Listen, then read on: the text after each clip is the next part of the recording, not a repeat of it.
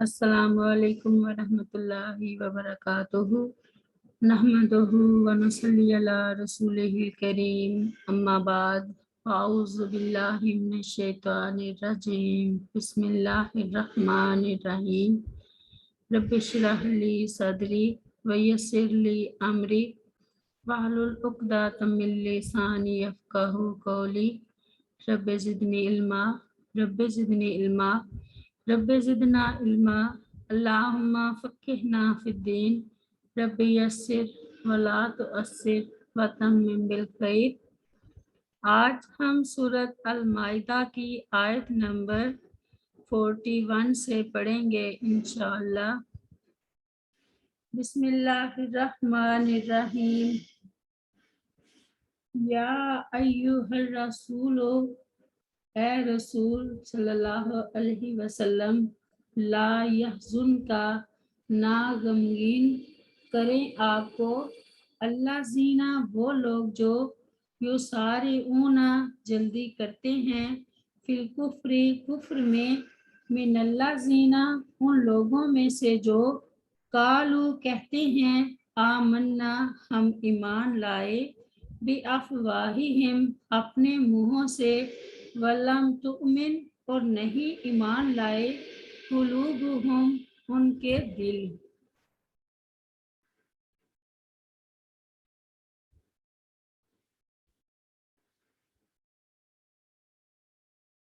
वमिनल्लाज़ीना और उन लोगों में से जो हादू यहूदी हुए, सम्माऊना बहुत सुनने वाले हैं वो, लिल काजी भी झूठ को, सम्माऊना बहुत सुनने वाले हैं, ले कौमिन आखरीना दूसरी कौम के लिए, लम यअतू का कि नहीं वो आई अभी आपके पास, युहर्रिफूनल कालिमा वो बदल डालते हैं बातों को, मिन बादी मवाज़िही उनके साबित होने के बाद, मवाज़िही उनकी जगहों से। यक़ूलूना वो कहते हैं, इन ऊती तुम अगर तुम दिए जाओ, हाजा ये हुक्म, फ़ख़ुज़ूहु तो ले लो उसे, व इल्लम तुअतौहु अगर और अगर ना तुम दिए जाओ, फ़हज़रू तो बचो,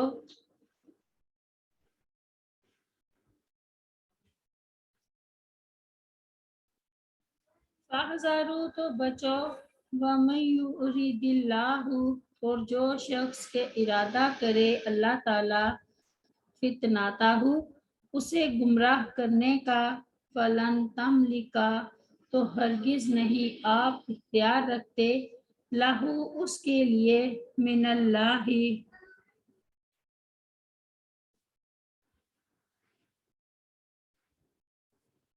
अल्लाह ताला के यहाँ, शैया कुछ भी, उलाइकल्लज़ीना ये वो लोग हैं कि लम युरिदिल्लाहु नहीं इरादा किया अल्लाह ताला ने, अय्यो ताहिरा ये के पाक कर दे, कुलूबाहुम उनके दिलों को, लहुम उनके लिए, फिर दुनिया में, खिज़युन रुसवाई है, वलहुम और उनके लिए, फिल आखिराती आखिरत में, अज़ाबुन अज़ीम अज़ाब है बहुत बड़ा।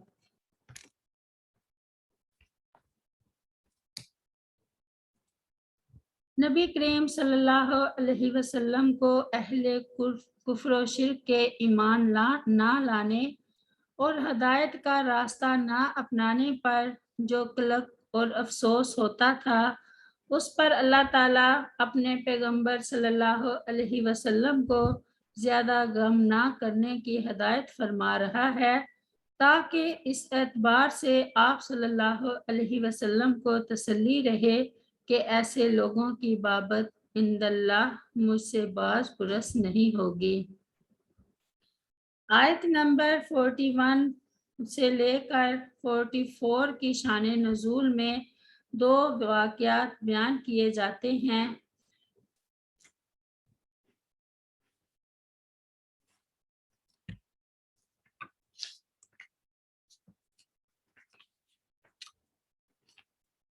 मक्का मुकरमा में मुसलमानों और पैगंबर इस्लाम को दुख पहुंचाने वाले और परेशानी में मुब्तला रखने वाले सिर्फ कुरैश मक्का थे, मगर मदीना आकर कबाइले अरब और मुशरिकीन मक्का के अलावा मुनाफिकीन और यहूद मदीना की सरगर्मियां भी जारी हो गई।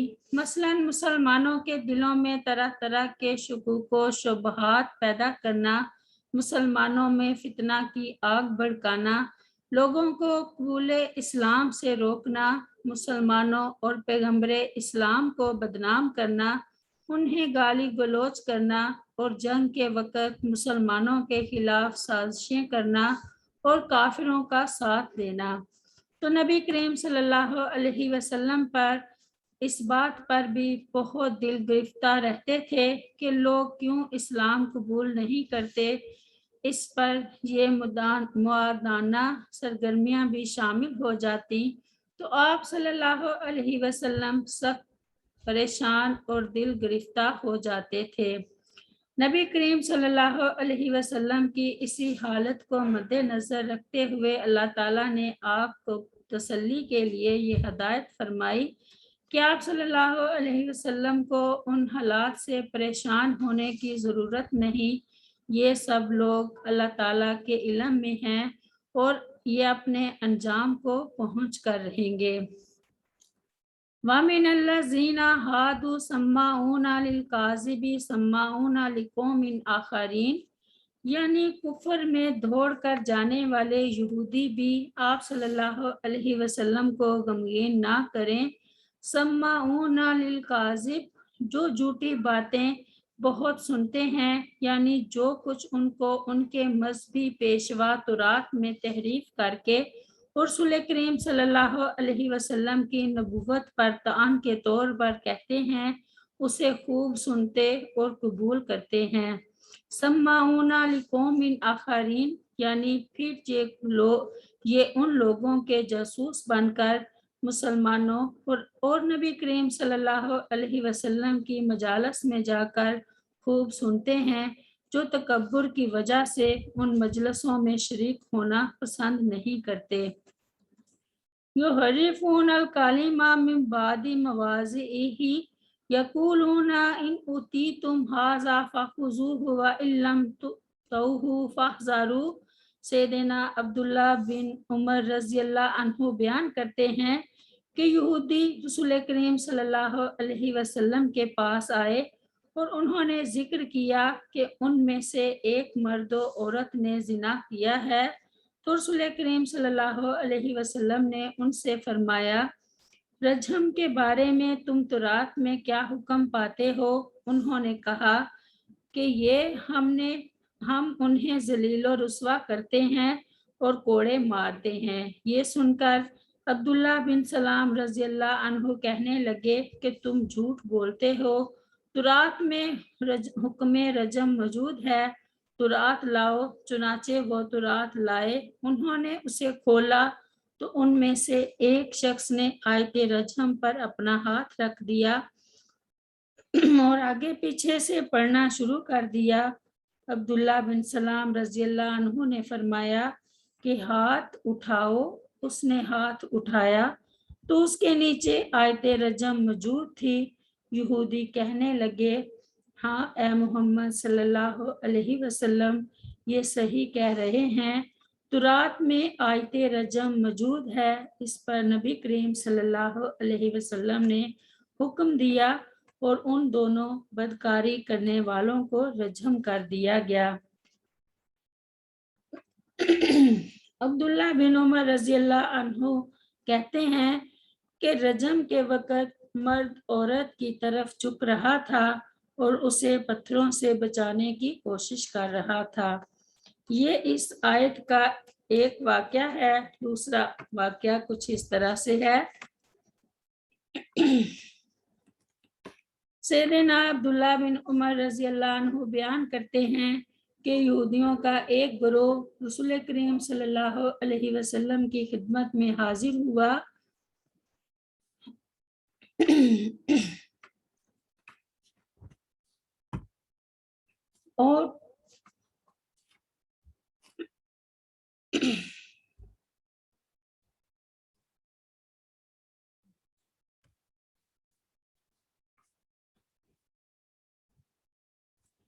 اور اس نے آپ صلی اللہ علیہ وسلم کو مدینہ کی وادی کف میں آنے کی دعوت دی تو آپ صلی اللہ علیہ وسلم نے ان کے بیت المدارس، وہ جگہ جس میں وہ پڑھتے پڑھاتے تھے، اس میں تشریف لے گئے۔ انہوں نے عرض کی، اے ابو القاسم، ہم میں سے ایک مرد نے ایک عورت سے زنا کر لیا ہے، لہٰذا آپ فیصلہ فرما دیں۔ راوی کا بیان ہے کہ انہوں نے رسول کریم صلی اللہ علیہ وسلم کے لیے ایک تکیہ بھی رکھا تھا جس پر آپ صلی اللہ علیہ وسلم تشریف فرما تھے۔ آپ صلی اللہ علیہ وسلم نے فرمایا، میرے پاس تورات لاؤ۔ تورات لائی گئی تو آپ صلی اللہ علیہ وسلم نے تکیہ نکال کر اس کے اوپر تورات رکھ دی۔ آپ صلی اللہ علیہ وسلم نے تورات سے مخاطب ہو کر فرمایا، میں تجھ پر ایمان لاتا ہوں اور اس ذات گرامی پر بھی جس نے تجھے نازل فرمایا ہے۔ پھر آپ صلی اللہ علیہ وسلم نے فرمایا، تم اپنے میں سے سب سے بڑے عالم کو بلاؤ۔ چنانچہ ایک نوجوان عبداللہ بن سوریہ کو بلایا گیا، پھر رجم کا قصہ بیان کیا جیسے اس حدیث سے قبل مالک بن نافع کی حدیث میں بیان ہوا ہے۔ سیدنا برا بن عازب رضی اللہ عنہ بیان کرتے ہیں کہ رسول کریم صلی اللہ علیہ وسلم کے سامنے سے ایک یہودی کو لے جایا گیا جس کا منہ کالا کر دیا گیا تھا اور اسے کوڑے مارے گئے تھے، تو نبی کریم صلی اللہ علیہ وسلم نے اسے بلایا اور ان سے دریافت فرمایا، کیا تم اپنی کتاب میں زانی کی یہی سزا پاتے ہو؟ انہوں نے کہا، ہاں۔ پھر آپ نے ان کے علماء میں سے ایک آدمی کو بلایا اور اس سے دریافت فرمایا، میں تمہیں اللہ تعالیٰ کی قسم دیتا ہوں جس نے موسیٰ علیہ السلام پر تورات نازل فرمائی، بتاؤ کیا تم اپنی کتاب میں زانی کی یہی سزا پاتے ہو؟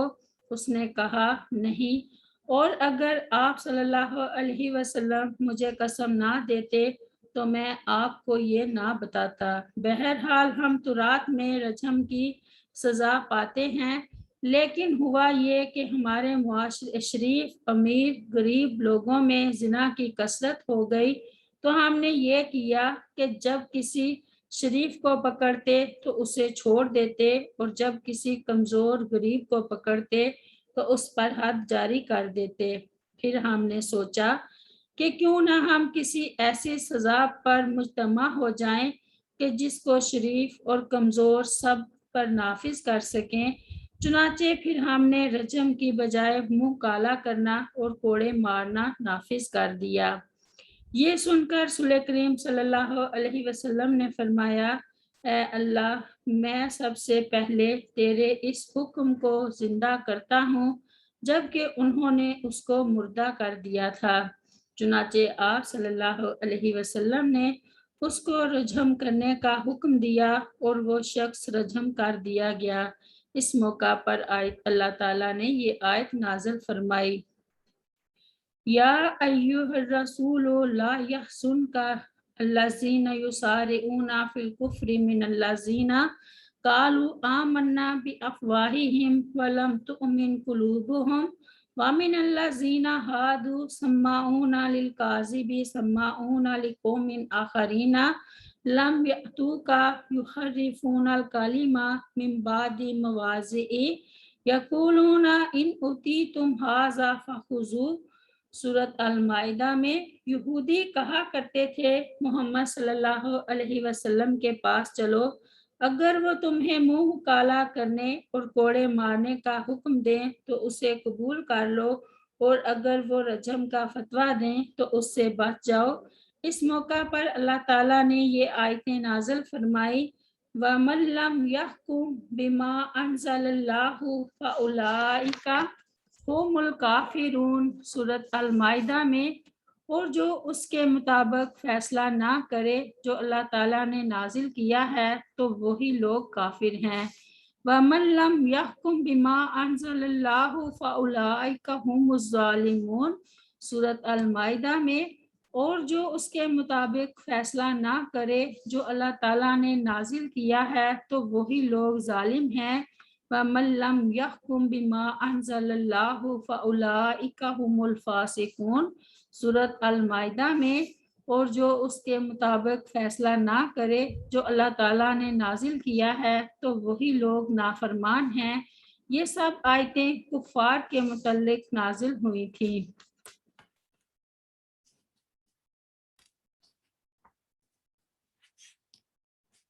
وَمَن يُرِدِ اللَّهُ فِتْنَتَهُ فَلَن تَمْلِكَ لَهُ مِنَ اللَّهِ شَيْئًا أُولَٰئِكَ الَّذِينَ لَمْ يُرِدِ اللَّهُ أَن يُطَهِّرَ قُلُوبَهُمْ لَهُمْ فِي الدُّنْيَا خِزْيٌ وَلَهُمْ فِي الْآخِرَةِ عَذَابٌ عَظِيمٌ۔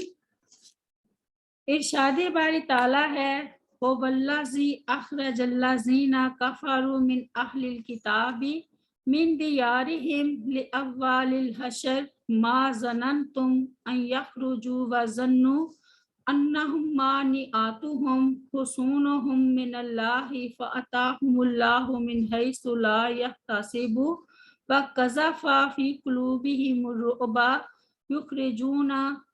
يُخْرِبُونَ بُيُوتَهُمْ بِأَيْدِيهِمْ وَأَيْدِي الْمُؤْمِنِينَ فَاعْتَبِرُوا يَا أُولِي الْأَبْصَارِ وَلَوْلَا أَنْ كَتَبَ اللَّهُ عَلَيْهِمُ الْجَلَاءَ لَعَذَّبَهُمْ فِي الدُّنْيَا وَلَهُمْ فِي الْآخِرَةِ عَذَابُ النَّارِ ذَلِكَ بِأَنَّهُمْ شَاقُّوا اللَّهَ وَرَسُولَهُ وَمَن يُشَاقِّ اللَّهَ فَإِنَّ اللَّهَ شَدِيدُ الْعِقَابِ مَا قَطَعْتُم مِّن لِّينَةٍ أَوْ تَرَكْتُمُوهَا قَائِمَةً عَلَىٰ أُصُولِهَا فَبِإِذْنِ اللَّهِ وَلِيُخْزِيَ الْفَاسِقِينَ۔ سورۃ الحشر میں وہی ہے جس نے اہل کتاب میں سے ان لوگوں کو جنہوں نے کفر کیا پہلے اکٹھ ہی میں ان کے گھروں سے نکال باہر کیا، پھر تم نے گمان نہ کیا تھا کہ وہ نکل جائیں گے، اور انہوں نے سمجھ رکھا تھا کہ یقیناً ان کے قلعے انہیں اللہ تعالیٰ سے بچانے والے ہیں، تو اللہ تعالیٰ ان کے پاس آیا جہاں سے انہوں نے گمان نہیں کیا تھا، اور اس نے ان کے دلوں میں رعب ڈال دیا۔ وہ اپنے گھروں کو اپنے ہاتھوں اور مومنوں کے ہاتھوں کے ساتھ برباد کر رہے تھے۔ بس عبرت حاصل کرو اے آنکھوں والو، اور اگر یہ نہ ہوتا کہ اللہ تعالیٰ نے ان پر جلا وطن ہونا لکھ دیا تھا تو یقیناً وہ انہیں دنیا میں سزا دیتا، اور ان کے لیے آخرت میں آگ کا عذاب ہے۔ یہ اس لیے کہ بے شک انہوں نے اللہ تعالیٰ اور اس کے رسول کی مخالفت کی، اور جو اللہ تعالیٰ کی مخالفت کرے تو بلا شبہ اللہ تعالیٰ بہت سخت سزا دینے والا ہے۔ جو بھی کھجور کا درخت تم نے کاٹا یا اسے اس کی جڑوں پر کھڑا چھوڑا تو وہ اللہ تعالیٰ کی اجازت سے تھا، اور تاکہ وہ نافرمانوں کو ذلیل کرے۔ اور ارشاد فرمایا، وَأَنزَلَ الَّذِينَ ظَاهَرُوهُم مِّنْ أَهْلِ الْكِتَابِ مِنْ صَيَاصِيهِمْ وَقَذَفَ فِي قُلُوبِهِمُ الرُّعْبَ فَرِيقًا تَقْتُلُونَ وَتَأْسِرُونَ فَرِيقًا وَأَوْرَثَكُمْ أَرْضَهُمْ وَدِيَارَهُمْ وَأَمْوَالَهُمْ وَأَرْضًا لَّمْ تَطَئُوهَا وَكَانَ اللَّهُ عَلَىٰ كُلِّ شَيْءٍ قَدِيرًا۔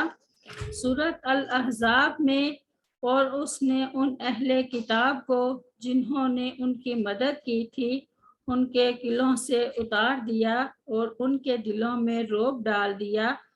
ایک گروہ کو تم قتل کرتے تھے اور دوسرے گروہ کو قید کرتے تھے، اور تمہیں ان کی زمین اور ان کے گھروں اور ان کے مالوں کا وارث بنا دیا، اور اس زمین کا بھی جس پر تم نے قدم نہیں رکھا تھا، اور اللہ تعالیٰ ہمیشہ سے ہر چیز پر پوری طرح قادر ہے۔ سیدنا عبداللہ بن عمر رضی اللہ عنہ بیان کرتے ہیں کہ بنو نذیر اور بنو قریظہ نے رسول کریم صلی اللہ علیہ وسلم سے جنگ کی، تو رسول کریم صلی اللہ علیہ وسلم نے بنو نذیر کو جلا وطن کر دیا، اور بنو قریظہ کو برقرار رکھتے ہوئے ان پر احسان فرمایا، جہاں تک کہ جب بنو قریظہ نے جنگ کی تو آپ صلی اللہ علیہ وسلم نے ان کے مردوں کو قتل کر دیا اور ان کی عورتوں، ان کے بچوں اور ان کے مال کو مسلمانوں میں تقسیم کر دیا، سوائے ان لوگوں کے جو پہلے ہی آ کر رسول کریم صلی اللہ علیہ وسلم سے مل گئے تھے۔ ان لوگوں نے آپ صلی اللہ علیہ وسلم نے امن دیا اور وہ اسلام لے آئے۔ بہرحال آپ صلی اللہ علیہ وسلم نے مدینہ کے تمام یہودیوں کو جلا وطن کر دیا۔ بنو کینکا کو جو سیدنا عبداللہ بن سلام رضی اللہ عنہ کی قوم تھی، اور بنی حارثہ کو، اور ایک یہودی کو جو مدینہ میں موجود تھا۔